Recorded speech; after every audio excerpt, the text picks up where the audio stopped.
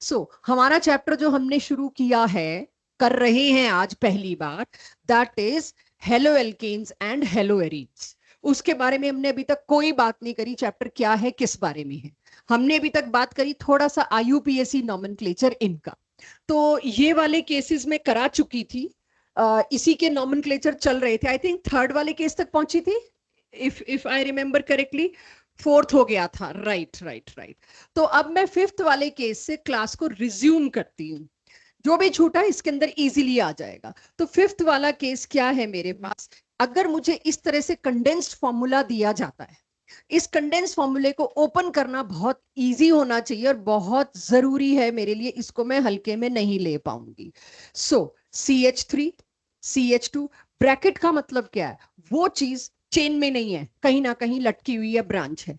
इस CH के साथ क्या लगा हुआ है बच्चों, CH3, फिर एक और CH है, उसके साथ क्या लगा हुआ है, C2H5, उसके बाद Cl। अब जैसे मैंने स्ट्रक्चर खोला, मेरा पहला काम क्या, लॉन्गेस्ट कार्बन चेन। और longest carbon chain functional group के को इन्वॉल्व करती हुई होनी चाहिए, उसको एक्सक्लूड करती हुई नहीं। तो लॉन्गेस्ट कार्बन चेन मुझे ये दिखाई दे रही है। मुझे बताइए इधर से 1 2 3 करूं या इधर से कुछ नंबरिंग करूं।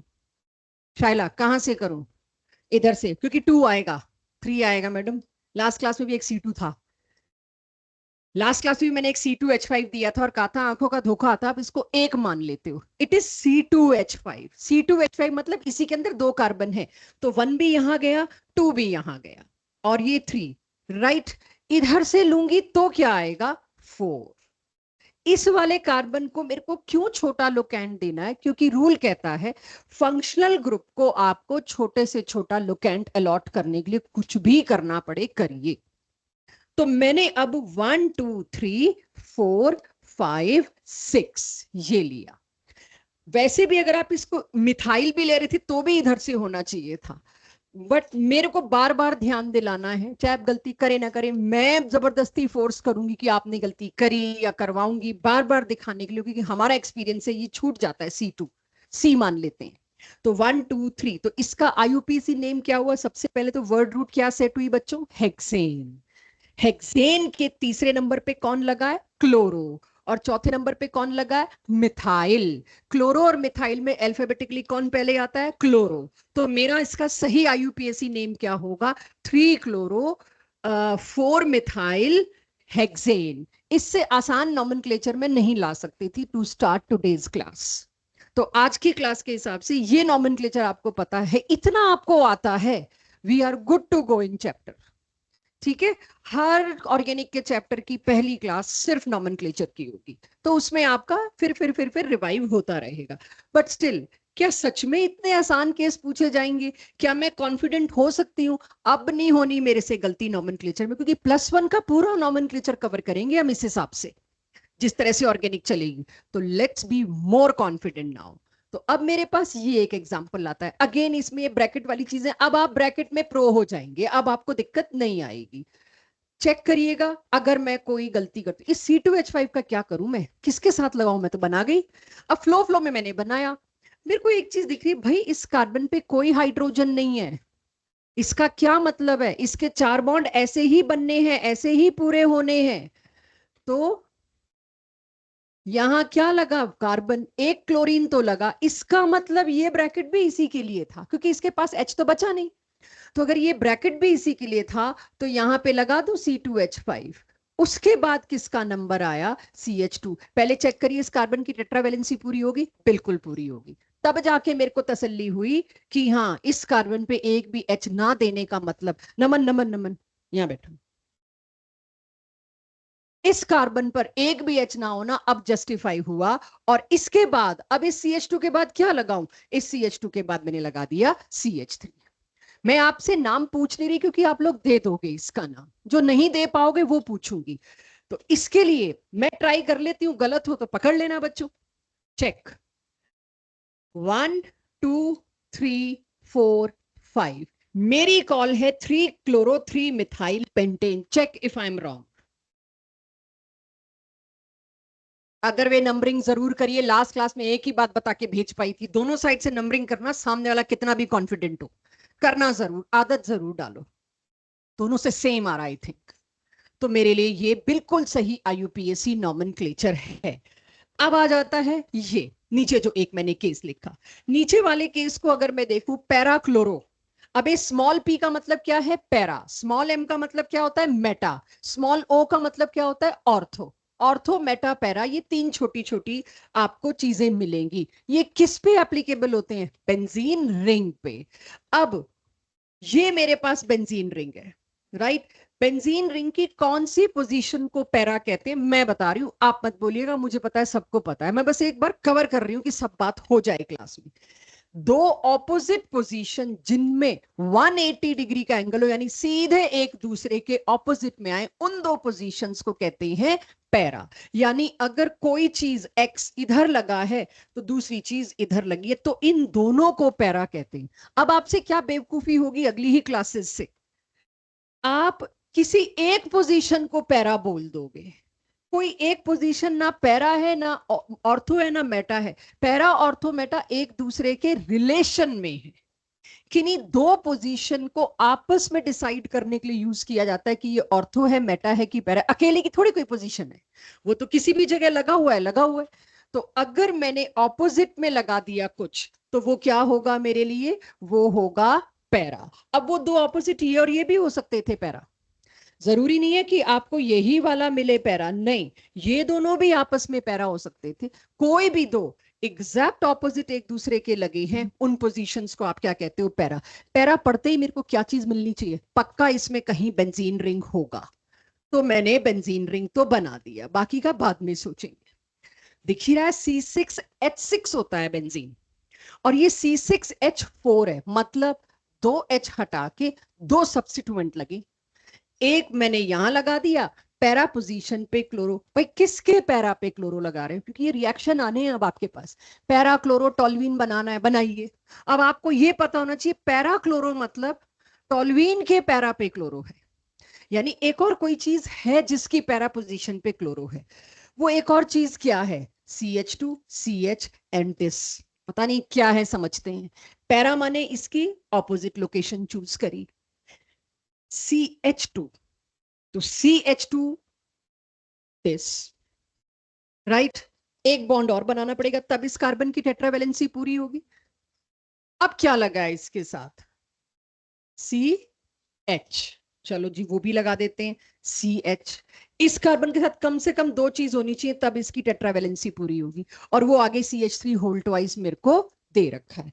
अब मेरे बच्चे जरा इसमें नॉमेनक्लेचर की कोशिश करें। एरोमेटिक नॉमेनक्लेचर थोड़ा आपके लिए भूला हुआ हो सकता है +1 से, इसीलिए थोड़ी स्लो स्पीड पे बात करेंगे। स्ट्रक्चर बनाना तो सबको समझ आ गया।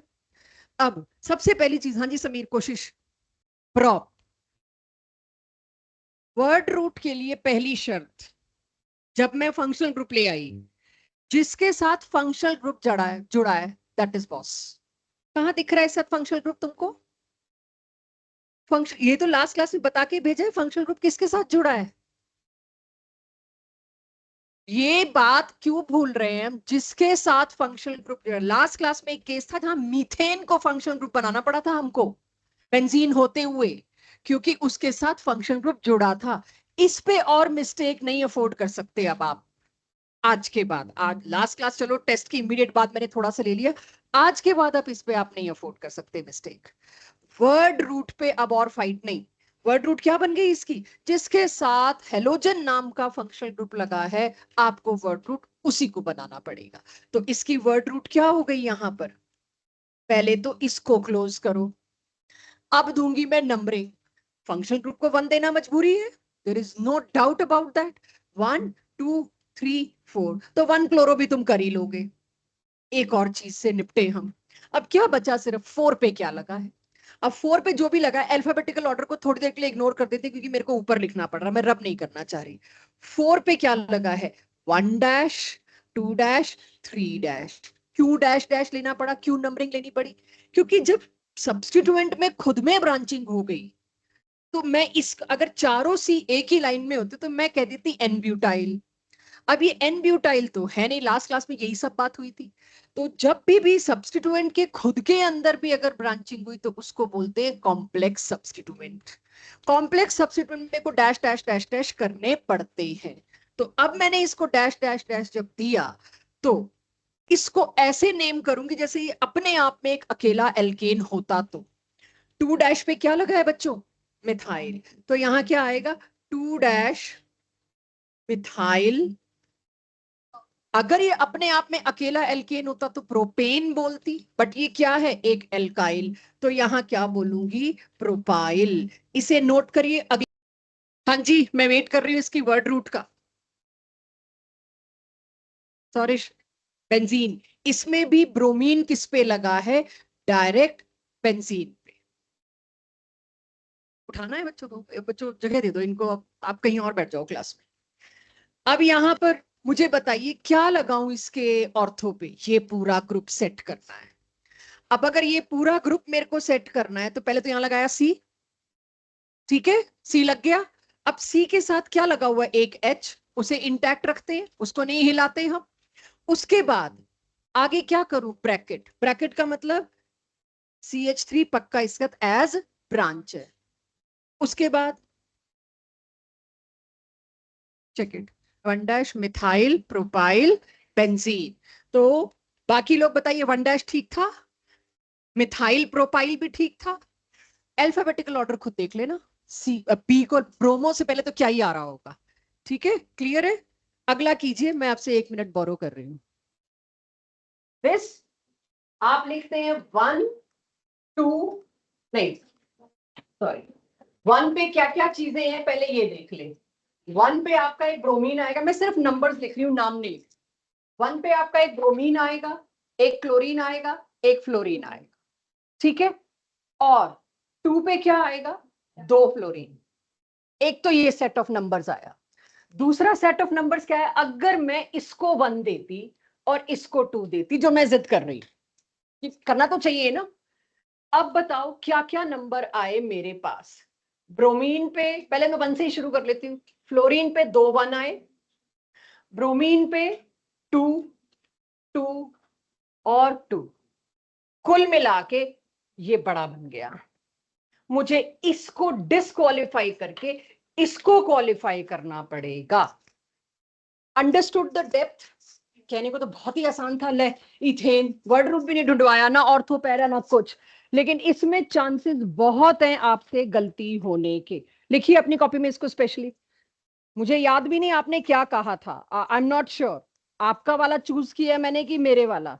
पॉइंट इज, एक चीज दिखाई कि आप अगर दोनों साइड से नंबरिंग करने की आदत नहीं रखोगे तो गलती होने से पहले बताएगी नहीं कि गलत हो रहा है। क्लियर है एवरीवन?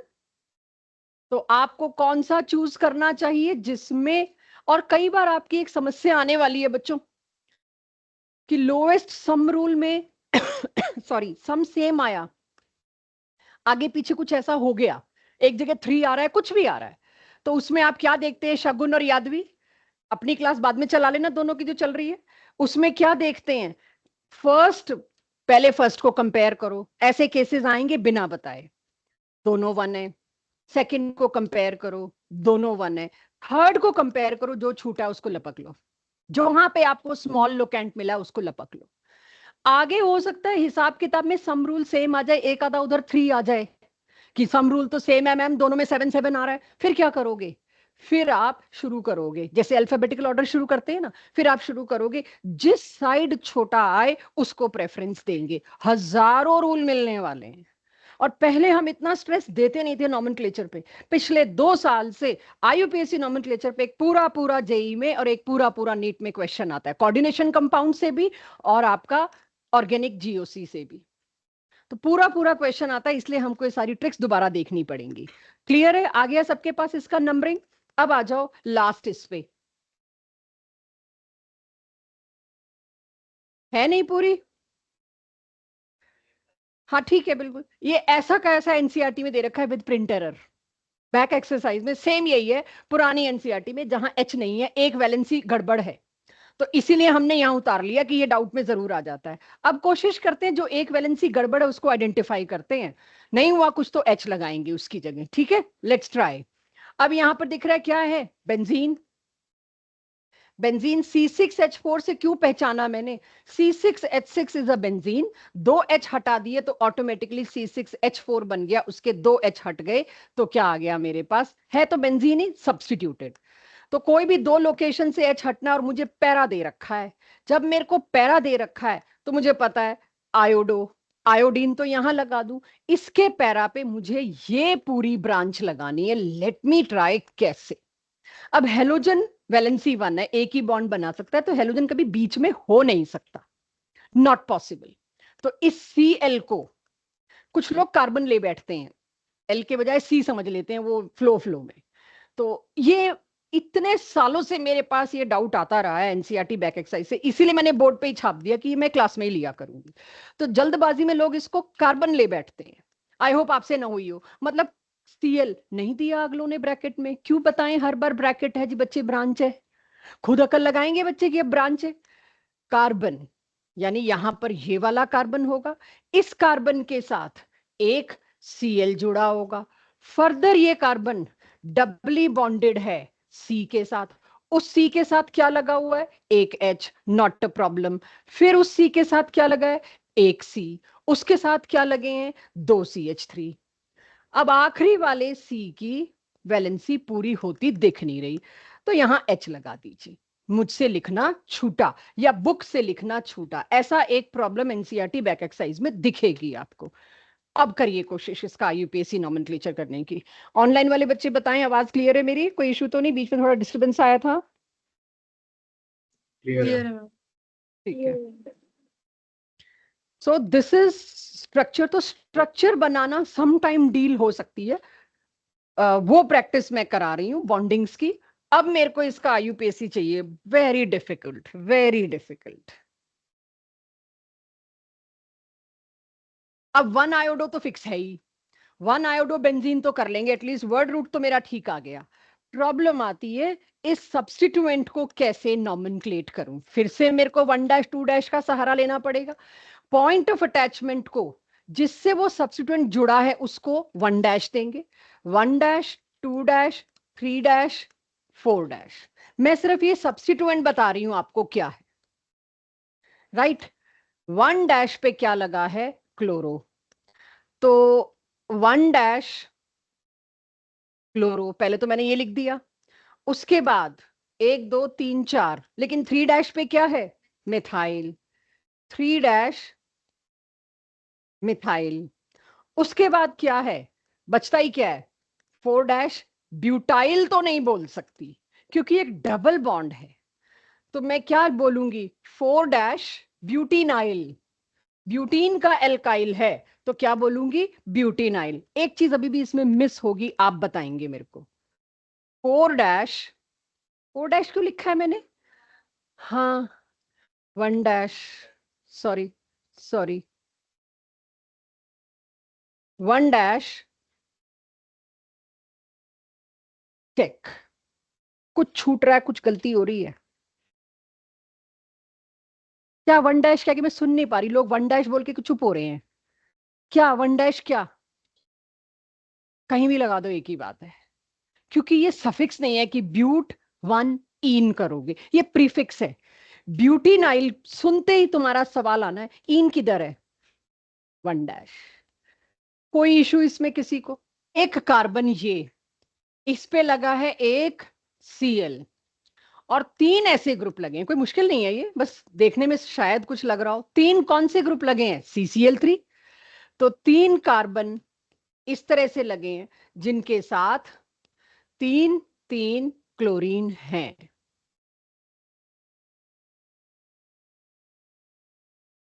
Cl करो आईयूपीएससी नेम, मैं तो Cl बना लूं पहले, इतने सारे आईयूपीएससी नेम। लॉन्गेस्ट चेन तो यही दिख रही है, एक ही, कहीं से भी ले लो, ये ले लो तो 3 कार्बन, ये ले लो तो 3 कार्बन, क्लोरीन एक साथ आने चाहिए, chloro chloro chloro chloro chloro, अगर आ सकें तो जितने। पहली चीज तो ठीक है, जो तुमने लिखा है नॉट बैड, चेक करना सही है कि नहीं। एवरीवन, 1-1-1-3-3-3 हेक्साक्लोरो, पहले तो ये लिखो, है कहीं ऐसा कुछ हेक्साक्लोरो तुम्हारे पास, नहीं। तो आईयूपीएसी नॉमेनक्लेचर ने तुमने कॉमन नेम बहुत बढ़िया बना दिया. We are not asking for common name, we are asking for IUPAC. तो आईयूपीएसी कहता है आपको लोकेंट एक साथ देने पड़ेंगे सारे सेम सब्स्टिट्यूएंट के. तो जितने सब्स्टिट्यूएंट मेन पेरेंट चेन पर लगे, एक छूट भी गया 2 वाला, तो जितने सब्स्टिट्यूएंट मेन चेन पे अगर 6 मिथाइल लगे हैं तो 6 को एक साथ हेक्सा मिथाइल लिखोगे. तुम सारे नाम में मिथाइल मिथाइल नहीं चला देना. इसी तरह से अगर इसमें 7 क्लोरीन है तो सबसे पहली चीज, और ये भी नहीं कि इतनी बार 1 लिखें, यस 1 1 1 2 3 3 3. अब आप लिखिए इस पे हेप्टा क्लोरो. पहले तो इतना निपटाओ, उसके बाद सोचते हैं. दिख ही रहा है प्रोपेन भी आप लिख लोगे. नाउ प्रॉब्लम इज दिस, इसके लिए क्या बोलूंगी, ट्राई क्लोरो. इस पूरे ग्रुप को नाम देना है तो क्या दूंगी, एक कार्बन का एल्केन मीथेन, एक कार्बन का एल्काइल मिथाइल. उस एक कार्बन के मिथाइल के सारे एच की जगह क्या लगा दिया, क्लोरीन. तो इसको मैं बोलूंगी ट्राई क्लोरो मिथाइल. ये कौन से नंबर पे लगा है. अब आएगी बारी किसकी, प्रोपेन की. ये बोर्ड का क्वेश्चन है आया हुआ, एनसीईआरटी में बैक एक्सरसाइज में ये आईयूपीएसी दे रखा है मुझको. वो फैन को ऑफ कर देना बच्चों. क्लियर हो गया ये. तो आप इसमें अपनी तरफ से कोई रूल नहीं क्रिएट कर सकते. आपको लॉन्गेस्ट कार्बन चेन लेनी पड़ेगी, सारे सेम दिखने वाले सब्स्टिट्यूएंट्स को एक साथ ट्राई टेट्रा हेक्सा हेप्टा करने में हेजिटेट नहीं करना है. कि ऐसा कभी देखा नहीं अटपटा सा, इससे अटपटा क्या देखोगे. ठीक है, क्लियर है यहां तक सबको. तो अब आईयूपीएसी नॉमेनक्लेचर पे पॉज लगाते हैं जरा. राइट, उस पॉज को लगा के, ऐसा नहीं है कि खत्म हो गया, नहीं. आईयूपीएसी नॉमेनक्लेचर अब आपको मैं रिएक्शंस के थ्रू देती रहूंगी, आपसे पूछती रहूंगी. इतना हो गया कि सारे अटपटे और खराब केस डिस्कस हो गए लास्ट क्लास में और आज की क्लास में. अब शुरू करते हैं हम अपना पहला पैराग्राफ एनसीईआरटी में जो दे रखा है, पहला पन्ना जो दे रखा है, halo alkanes and hello arenes के नीचे सबसे पहले छोटा मोटा नॉमेनक्लेचर छोड़ दूं तो सबसे पहले आपके पास है हमें इसको पढ़ना कैसे है, कितना पढ़ना है, मेरा सिलेबस क्या है, कौन से को पढ़ना है और कौन से को बिल्कुल नहीं पढ़ना, इस बारे में आपको यहीं से पता चलेगा. तो सबसे पहली चीज, ऐसे ऑर्गेनिक कंपाउंड्स जिसमें हेलोजन एक फंक्शनल ग्रुप की तरह मौजूद है, वो ये चैप्टर है. उसमें हेलो एल्केन्स आते हैं और हेलो एरीन्स आते हैं. मेरा सिलेबस इनके बारे में सब कुछ पढ़ना है. तो उससे पहले मेरे को क्लासिफिकेशन पढ़नी है, ऐसे कितने ऑर्गेनिक कंपाउंड्स आते हैं जिसमें हेलोजन एटम हो. फिर समझ में आएगा ये तो सिर्फ 2 ही क्लासेस हैं, ऐसे बहुत सारे हैं. उन बहुत सारों में से आपको 2 को पढ़ना है. तो classification is part of our syllabus, directly involve in reactions. कोई भी चीज यूजलेस होगी, बकवास होगी या होमवर्क में रटी जा सकेगी, वो क्लास में नहीं ली जाएगी. जो चीज मेरे को सीधे reactions, mechanism, predict the products, इसमें काम आनी है, वो सब ली जाएगी. Classification on the basis of, यहां क्या है, classification on the basis of number of halogen atoms. तो यानी कि मोनो हेलो एल्केन्स क्या होंगे, सिर्फ एक हेलोजन लगा है एक ऑर्गेनिक कंपाउंड में, it can be any halogen. लेकिन अगर 2 हेलोजन लगे, 3 लगे, 4 लगे, तो उनको क्या बोला जाता है, die hello, try hello, tetra hello. Right. तो ये कोई ऐसी क्लासिफिकेशन नहीं थी जो अलग सी थी और मैं कहीं से उठा के ले आई. मोनो हेलो आपका सिलेबस है, डाई हेलो ट्राई हेलो के रिएक्शन आपका सिलेबस नहीं है या बहुत ही माइन्यूट है.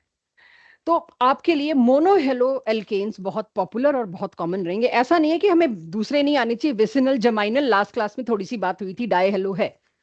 नाउ एक क्लासिफिकेशन में सिर्फ नंबर्स पर है तो ये तो बड़ी बचकानी है, कोई दिक्कत नहीं होनी चाहिए आपको. ये डाई हेलोबेंजीन है, डाई क्लोरोबेंजीन या ऑर्थोक्लोरोबेंजीन. आप सुनो, मेरे नाम बोलने के तरीके में फर्क देखो, कितना कन्वीनियंटली मैंने बोला डाई हेलोबेंजीन, डाई क्लोरोबेंजीन, और बिना किसी एफर्ट के मेरे मुंह से एकदम निकला ऑर्थोक्लोरोबेंजीन. मैंने ऑर्थो के बजाय डाई नहीं लगाया. क्यों भाई, ऑर्थो का मतलब ही यही है कि 2 की लोकेशन का कंपैरिजन. आप अगर ऑर्थो के बाद डाई लगा रहे हो तो आप नए नए हो, और जब आप अपने आप ही आपकी जबान ही लड़खड़ाएगी ऑर्थो के बाद डाई बोलना, वो एक होता है मसल मेमोरी में आ जाना कि पता ही है ऑर्थो पे डाई कैसे लगा सकती हूं मैं. तो ऑर्थोक्लोरोबेंजीन या डाइहेलोबेंजीन, आपसे ये एक्सपेक्टेड होगा रिएक्शंस में आगे कि ऑर्थोक्लोरोबेंजीन दिया जाए तो आप पूछने ना लगो ऑर्थोक्लोरो, एक क्लोरीन तो लगा दिया, ये तो रिएक्शन ही नहीं हो सकता। भाई ऑर्थोक्लोरो का मतलब क्या है, दो क्लोरीन हैं इसमें एक दूसरे के पड़ोस में। क्लियर? चलिए इसके बाद दूसरी क्लासिफिकेशन जिसके लिए टॉपिक छोड़ा नहीं जा पा रहा था, वरना तो अगर सिर्फ ये डाई ट्राई टेट्रा होता तो मैं तो छोड़ चुकी होती कि आराम से करेंगे, अपने आप करेंगे होमवर्क में। Classification based on hybridization. किसकी हाइब्रिडाइजेशन भाई? ऑर्गेनिक केमिस्ट्री चल रही है कार्बन की, उसके बेसिस पर एक्चुअली में कुछ नाम दिए गए। मेरा सिलेबस है हेलो एल्केन, चैप्टर के नाम का पहला हिस्सा है हेलो एल्केन। हेलो एल्केन में हर उस कंपाउंड को बोलूंगी जिसमें halogen atom is bonded with sp3 hybridized carbon. What is the meaning of sp3 hybridized carbon?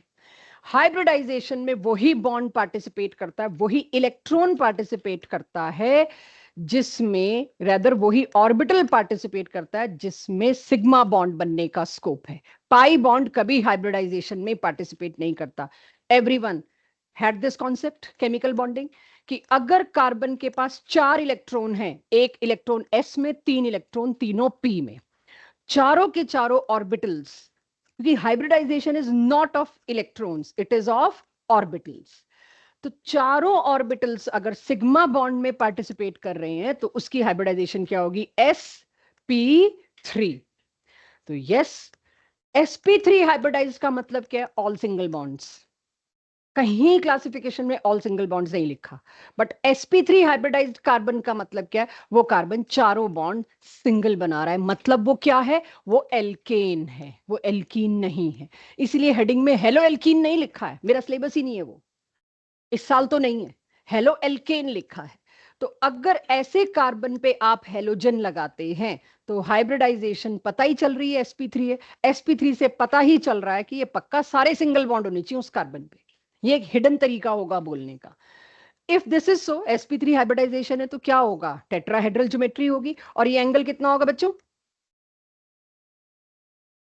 Tetrahedral का एंगल कितना? अभी तुम लोग पूरा पढ़ के आए हो कोऑर्डिनेशन। 109, 109 डिग्री 27 मिनट, पर 109 डिग्री भी चल जाएगा। तो टेट्राहेड्रल का एंगल कितना होता है? कितना एक्सपेक्ट कर रही हूं एंगल मैं यहां पे? 109 डिग्री। यानी इस वाले को अगर कोई देखते ही मुझे पूछे ये कौन सा एल्काइल हैलाइड है, कौन सा हेलो एल्केन है, तो मैं क्या बोलूंगी? ये प्राइमरी हेलो एल्केन है या प्राइमरी एल्काइल हैलाइड है, क्योंकि इसमें जो कार्बन है वो फर्दर कितने कार्बन से अटैच्ड है? सिर्फ एक कार्बन से। It is primary alkyl halide या प्राइमरी हेलो एल्केन। आज के बाद आप किसी को भी एल्काइल हैलाइड नहीं बोल पाओगे। हाँ हेलोजन है, ये पक्का एल्काइल हैलाइड होगा ना। हेलोजन ऐसे कार्बन पे अटैच्ड है जो कार्बन चारों बॉन्ड सिंगल बनाए हुए, तो बोलोगे एल्काइल हैलाइड, तो बोलोगे हेलो एल्केन। इतना आसान नहीं। ठीक है, चलिए तो मैं दूसरे वाला जो आपके सामने बना रखा है, ये भी पहले तो चेक करो क्या ये हेलो एल्केन या एल्काइल हैलाइड है। जिस कार्बन पर हेलोजन जुड़ा है क्या उसके सारे बॉन्ड सिंगल हैं? यस। पक्का इसकी हाइब्रिडाइजेशन क्या होगी? sp3। यस, ये एल्काइल हैलाइड है।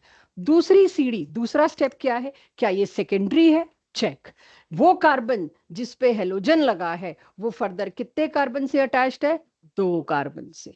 अगर वो 2 कार्बन से अटैच्ड है इसका मतलब पक्का वो सेकेंडरी।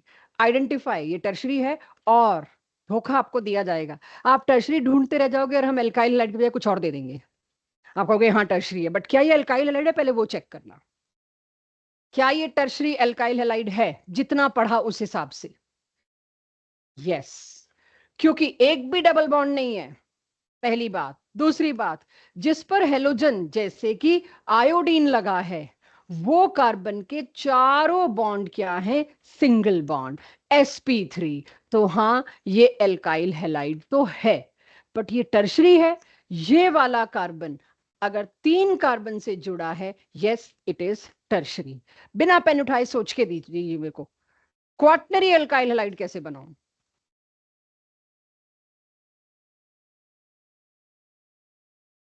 हाँ, बनाना तो एक हर एक ने शुरू किया और उसके बाद नहीं पॉसिबल नहीं, this should be the process. सही आंसर इंपॉर्टेंट नहीं होना चाहिए इनिशियली, जर्नी इंपॉर्टेंट होनी चाहिए, आप उस तक पहुंचे कैसे।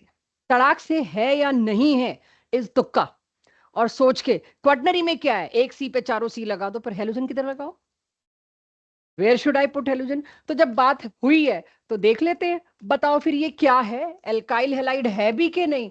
क्वाटनरी टर्शरी प्राइमरी की फाइट तो बाद में लड़ूंगी मैं, ये क्या है, एल्काइल हेलाइड है। क्यों, अरे मेरे तो बोलने का सिर्फ टोन बदलनी चाहिए, तुम्हारे तो आंसर बदल जाते हैं। क्यों नहीं है एल्काइल, 4 डिग्री वाली तो बात पुरानी होगी सर, गाड़ी निकल गई वो, अभी नई गाड़ी है। क्या ये अल्काइल हैलाइड है, कौन सा, प्राइमरी। चलो सेकेंडरी भी बना लेते हैं। भाई ये वाला कार्बन फर्दर कितने कार्बन से जुड़ा है, इट इज प्राइमरी। ये पूछे गए सवालों में 15 दे दिए, इनमें से कितने प्राइमरी अल्काइल हैलाइड, जो 15 तुमको ढूंढने पड़ते हैं ना जेई वाले दिन, इतने इतने खतरनाक स्ट्रक्चर्स, ये तो बड़ा ऑब्वियस कूद पड़ते हैं, तो टर्शरी है। एक टर्शरी ग्रुप तुमने देखा नहीं कि तुम टर्शरी टिका देते हो उसको, लेकिन ये टर्शरी प्राइमरी सेकेंडरी अलॉट करने की पावर किसके पास है, बॉस ऑफ द फैमिली, भाई क्लोरीन डिसाइड करेगा। ये तो है टर्शरी, किसने मना किया। बट क्या ये टर्शरी अल्काइल हैलाइड है, नो, ये प्राइमरी अल्काइल हैलाइड है। मैंने 15 बड़े बड़े खतरनाक दिखने वाले स्ट्रक्चर्स, और कैसे देते हैं, एक हार्मोन का स्ट्रक्चर दिया, जेई की बात कर रहे हैं, उस हार्मोन के स्ट्रक्चर में 5 तो साइकिल्स थे, 2 बेंजीन रिंग थे, और पता नहीं कितने तरह के डबल बॉन्ड और फंक्शनल ग्रुप्स थे।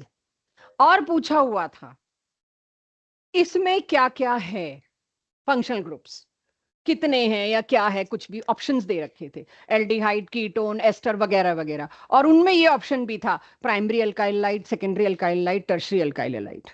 किन किन ऑप्शंस को तुम टिक करोगे, कितने हैं इसमें से प्रेजेंट इसके अंदर। तो ये उतने बड़े स्ट्रक्चर में ये देख पाना, वो भी बॉन्ड लाइन नोटेशन में, जहां तुम्हें सी सी सजा के भी नहीं देते, यहां आपकी मेहनत ऑर्गेनिक के एंड में होगी कि आप टर्शरी से धोखा खाते हो कि नहीं।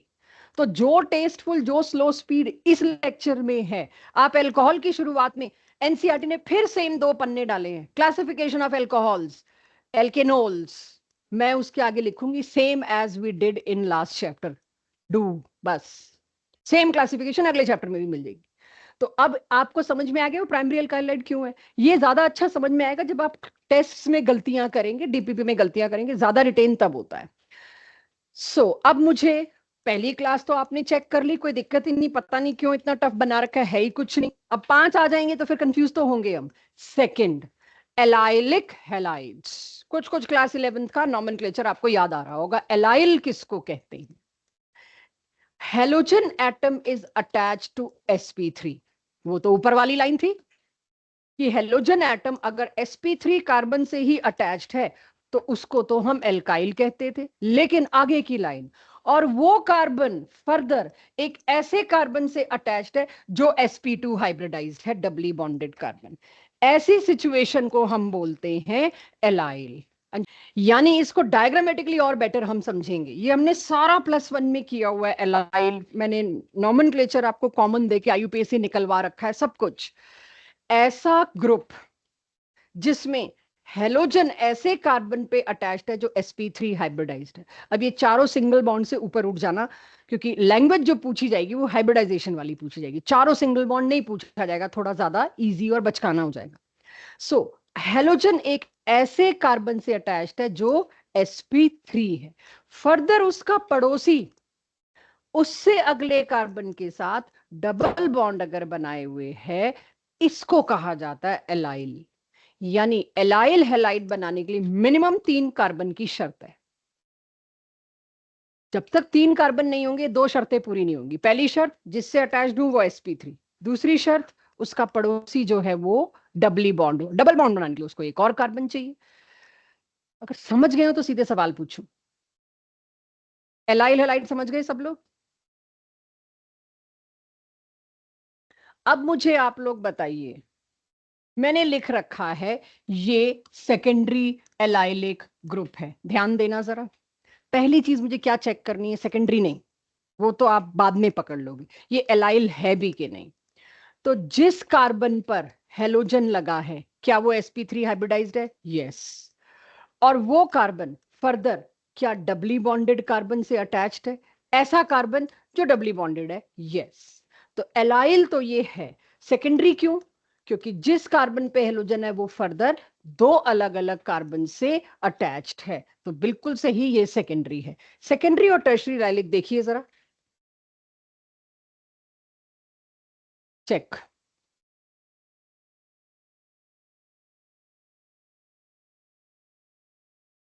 बहुत ध्यान से, अब के डबल बॉन्ड साइकिल का हिस्सा है, साइक्लिक स्ट्रक्चर में डबल बॉन्ड है। वो कार्बन जिस पर हेलोजन जुड़ा है उसका पड़ोसी डबली बॉन्डेड है, चेक। कैसे? मेरे को एलाइलिक सेगमेंट एक बड़े स्ट्रक्चर में ढूंढनी आनी चाहिए।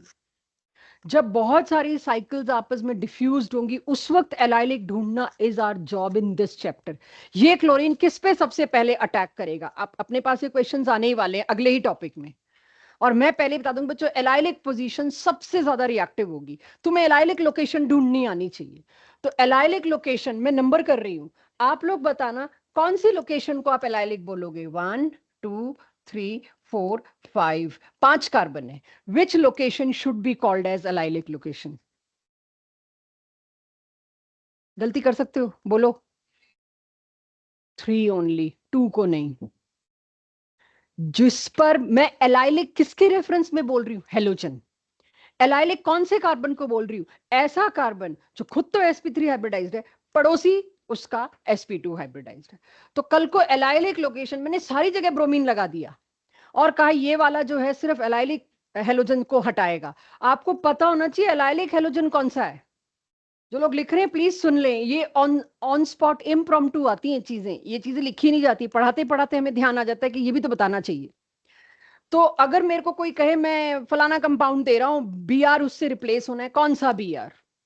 और आपको पहले ही बताया जा चुका है भाई, एलाइलिक बी आर सबसे पहले दौड़ के बाहर निकलेगा। तो आप बताओगे ईज इसकी ज्यादा है, इसकी नहीं। कहने वाला कह सकता है तो दोनों ही हेलो एल्केन्स। नहीं, ये एलाइल है, ये हेलो एल्केन नहीं है, ये एलाइल हेलाइड है। ठीक है, सो सबके पास नोट हो गया, ये इतना आ गया, सबके दिमाग में भी आ गया। तो अब क्या जरूरत है विनाइल हेलाइड बताऊं मैं? ऐसा केस जहां हेलोजन सीधे उस कार्बन पे जुड़ा है, जो कार्बन कौन सा हाइब्रिडाइजेशन शो कर रहा है आपके? sp3 तो नहीं शो कर रहा। sp3 हाइब्रिडाइजेशन का मतलब क्या है? s और तीनों p में जो इलेक्ट्रॉन्स हैं वो मतलब तीनों ऑर्बिटल्स, चारों ऑर्बिटल्स रेदर, वो कौन सा बॉन्ड बनाए? सिग्मा सिग्मा सिग्मा और सिग्मा। अगर एक भी पाई बॉन्ड बन रहा है तो वो हाइब्रिडाइजेशन का हिस्सा नहीं होता है। तो अब के हाइब्रिडाइजेशन क्या हुई बच्चों? sp2। ऐसे कार्बन पर हेलोजन का जुड़ना जहां पर sp2 हाइब्रिडाइजेशन है सीधे डबल बॉन्ड के सिर के ऊपर है। देखा जाए तो हेलोजन कहां है? डबल बॉन्ड के सिर के ऊपर। तो ऐसे कंपाउंड्स को आज के बाद में एल्काइल हैलाइड नहीं बोल सकती। बोला तो पता चल जाएगा मेरे को चैप्टर नहीं आता, गलती से भी बोला तो पकड़िएगा, करूंगी ये गलती। ये एल्काइल हैलाइड तो है ही नहीं, ये क्या है? Vinyl halide. जब तक आप सामने वाले की गलती नहीं पकड़ेंगे टॉपिक पक्का भी नहीं होगा। तो पकड़ने के लिए आपको हमेशा अलर्ट रहना पड़ेगा। That is what I want, कि मैं बोल दूं एल्काइल हैलाइड, तुम लोग नहीं बोल सकते कि विनाइल हैलाइड है। ये कहां से एल्काइल हैलाइड? अब बताओ मेरे को, ये प्राइमरी है, सेकेंडरी है कि टर्शरी है? Secondary vinylic halide. जब आप इन तीनों के नीचे लिख पाएंगे कि कौन सा प्राइमरी, कौन सा सेकेंडरी, कौन सा टर्शरी, तब बात बनेगी। चारों लोग बताओ, ये प्राइमरी, सेकेंडरी की टर्शरी? सेकेंडरी। टर्शरी मैंने बनाया ही नहीं। ठीक है, प्राइमरी सेकेंडरी सेकेंडरी बन गए, सबके पास कॉन्सेप्ट आ गया। इसका टर्शरी पॉसिबल नहीं है, कोई बना दे तो बात अलग है। टर्शरी बनाने के लिए क्या करना है? इस कार्बन के साथ 3 कार्बन जोड़ने हैं। एक कार्बन तो ये रहा, एक ये रहा, तीसरा मैं जोड़ू कैसे? इतने में इसकी टेट्रावेलेंसी पूरी हो गई, तो मैं तीसरा जोड़ नहीं सकती हूं। राइट, चलिए एराइल, यहां से कंफ्यूजन स्टार्ट, यहां से गलतियां शुरू। एराइल हैलाइड किसको कहोगे? सीधे एरोमेटिक रिंग के ऊपर जाके पटक दिया आपने, उसको क्या बोलोगे? Aryl halide. तो मैंने ये तो नाम से निकाल ली बात, हाइब्रिडाइजेशन के सेंस में चल रहा है सब कुछ। अगर एक बार सुन लेना फिर पेन उठाना, अगर हेलोजन ऐसे कार्बन पर अटैच्ड है जो sp2 हाइब्रिडाइज्ड है, ऊपर भी तो यही था, विनाइल में भी तो यही था, हेलोजन ऐसे कार्बन पे थी जो कार्बन डबली बॉन्डेड था। लेकिन यहां क्या स्पेशल है? वो डबल बॉन्ड एक्चुअली में डबल बॉन्ड नहीं है, वो बेंजीन रिंग में रेजोनेट हुआ हुआ खोया हुआ डबल बॉन्ड है, इसलिए मेरे को दूसरी क्लास लानी पड़ी। कोई कह सकता है मैम इसको विनाइल क्यों नहीं कह देते? आप कह सकते हो, बहुत क्वेश्चन में मिलेगा। लेकिन अगर मेरे पास चॉइस है क्लासिफिकेशन क्रिएट करने की, I know something special about this double bond, तो क्यों ना इसकी क्लास में अलग बना दूं, दैट इज एराइल हैलाइड। बनाइए। जो लोग सो रहे हैं ना वो जाग जाओ, नहीं नाम लूंगी मैं अब, जो झपकियां ले रहे हैं यहाँ पे। कुछ कह रहे हो नमन? सॉरी, ये पैरा होगा आपस में, ये दोनों आपस में क्या होंगे? जस्ट वैसे ही पूछ रही हूँ। मेटा, इन लोकेशंस को मेटा कहते हैं। एनीवेज, क्या नीचे बने दोनों कंपाउंड्स एराइल हैलाइड्स हैं अकॉर्डिंग टू डेफिनेशन? चेक करिए। सीधे बेंजीन रिंग के ऊपर अगर हेलोजन लगाए, आंख बंद करके उसको एराइल हैलाइड कह सकते हो। Sorry, why? Rather why this is not in that category? वही बात है ना, क्योंकि आपको अब तक पता चल गया होगा ये double bond actually double bond रहते नहीं है। थोड़ी और ऑर्गेनिक आप याद कर लें हाइड्रोकार्बन की, तो आपको बताया गया है सी डबल बॉन्ड सी पे आप ब्रोमीन वाटर टेस्ट करते हैं, Br2 डीकलराइजेस, राइट? CCl4 लेते हैं, ये डबल बॉन्ड टूटता है, Br पहला सवाल मैंने एरोमेटिक कंपाउंड जब पढ़ाए थे तो ये पूछा था, इस पे ब्रोमीन वाटर टेस्ट फेल क्यों होता है डबल बॉन्ड होते हुए भी? क्योंकि रेजोनेंस है, डबल बॉन्ड है नहीं। आपने बॉन्ड ऑर्डर निकालना है तो 1.3 1.2 कुछ भी निकाल के दोगे, it is not double, it is dead bond. तो ये डबल बॉन्ड की तरह बिहेव नहीं करता है, तो मैं इसको कैसे उसके अंदर रख दूं? फोटो में देखूं तो डबल बॉन्ड है, आप कह दोगे मैम इसमें ये रही पोजीशन विनाइल एक, मैं भी चुप हो जाऊंगी, हाँ है।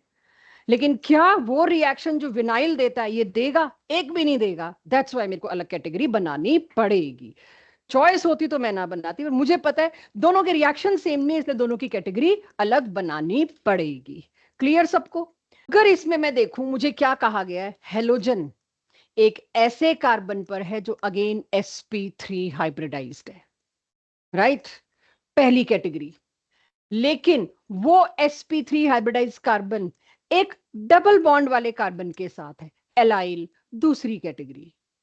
लेकिन ये डबल बॉन्ड की तरह बिहेव नहीं करता है, ये तो बेंजीन में खो गया, एक स्पेशली केस है जिसके रिएक्शन अलग पढ़ने पड़ते हैं।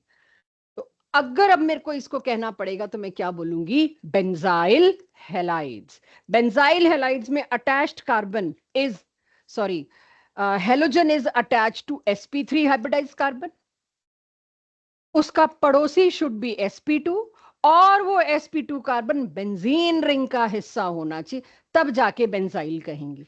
तो ये क्लासिफिकेशन बहुत लेंदी रखती है याद रखनी, इसीलिए अब अगले चैप्टर में आपको बेंजाइल अल्कोहल पूछेंगे, बेंजाइल अल्कोहल पे तो क्वेश्चन भी बहुत आते हैं। तो उससे बेटर है आप इस तरह से याद करिए जैसे मैंने लास्ट क्लास में आपको करा दिया था। बेंजाइल ग्रुप का मतलब, ये IUPAC नहीं है, सब कॉमन नेमिंग चल रही है। बेंजाइल ग्रुप का मतलब है बेंजीन रिंग के साथ अगर आप CH2 लगा दोगे, इसको हर चैप्टर में बेंजाइल बोलेंगे। Benzyl alcohol, benzyl halide, benzyl के साथ फिर आप कीटोन, एस्टर, कुछ भी ग्रुप लगाने शुरू कर दोगे। तो अगर ये बेंजाइल है कॉमन नेमिंग में, किसी को याद आए थोड़ा थोड़ा, एनीवन, इसको क्या कहा जाता था? +1, कोई ऑनलाइन वाले बच्चे जाग जाओ बता दो, कुणाल, अविनाश, ईशानी, गौरी, शायद वो भी है ऑनलाइन में। बेंजल। और इसको क्या कहा जाता था? बेंजो। बेंजाइल, बेंजल, बेंजो, ये लास्ट ईयर नॉमेनक्लेचर में करी गई थी चीजें, बट मुझे तो पूरा पता है कि हम भूल जाते हैं, इसीलिए बिना प्लान के जब जब मेरे को ध्यान आता रहेगा मैं आपको साथ साथ बताती रहूंगी। अगर मैं अभी आपको कह दूं आउट ऑफ दिस क्लासिफिकेशन जा रही हूं 2 मिनट के लिए, बेंजोक्लोराइड का आईयूपीएसी नेम दो। क्या पता चल रहा है? बेंजो का मतलब इस कार्बन पे एक भी H नहीं है, तो क्या होगा बाकी टेट्रावैलेंसी के लिए? Cl। और इसका आईयूपीएसी नेम होगा 111 ट्राइक्लोरो, 1 तो देने की जरूरत ही नहीं पड़ेगी, सॉरी, फिनाइल मीथेन। जिसको बेंजो नहीं पता वो इसको स्ट्रक्चर तो छोड़ो कहीं नहीं पहुंच सकता इसके रिएक्शंस में। तो बेंजो का मतलब मैंने आपको बता दिया, यानी कि अगर मैंने बेंजो दे दिया तो इट इज अंडरस्टूड बाकी के जो Cl है वो 3 है। मैं ट्राइक्लोराइड नहीं दूंगी, बेवकूफी होगी, वो बेंजो ट्राइक्लोराइड ऊपर से नीचे तक देखा जाएगा, म्यूजियम में रखा जाएगा किसी ऑर्गेनिक केमिस्ट्री वाले को अगर वो बेंजो ट्राइक्लोराइड बोलता है तो। क्या आया मेरे पास? बेंजाइल। कुछ सवाल पूछने वाली हूँ कॉपी बंद करा के। तो पहले तो सोच लो कौन कौन सी 5 क्लासेस थी। नाम एक बार दोबारा बता देती हूँ। Alkyl, allyl, aryl, vinyl and benzyl. आज के बाद ये 5 नाम अल्कोहल के साथ आए, एल्काइल लाइट के साथ आए, ब्लैंक फेस मत देना, गलत दे देना चाहे। ब्लैंक फेस से क्या बात क्या कर रहे हो आप? ये कब कराया? कौन से चैप्टर में था? ये नहीं, मेरे को एक्सप्रेशन चाहिए ब्लैंक। ये 5 याद हो गए सबको नाम? चलिए कॉपी नहीं देखेंगे अब। मुझे बताइए किस किस के अंदर, इनमें से किस किस क्लासिफिकेशन के अंदर 5 क्लास बताइए हेलोजन डायरेक्टली sp3 हाइब्रिडाइज्ड के साथ अटैच है? How many? एक तो एल्काइल में, एलाइल में, एराइल में तो गलती से भी नहीं, बेंजाइल में। 3 ऐसे थे जिसमें हेलोजन किसके सर पे जाके लगी पड़ी है सीधा? sp3। कौन कौन से जिसमें हेलोजन sp2 पे लगी है? विनाइल और एराइल। जब कभी इस क्लासिफिकेशन को भूलने लगो अपने आप को इन 2 सवालों के जवाब दे देना। ये है आपका क्लास 11 का एक छोटा सा पार्ट।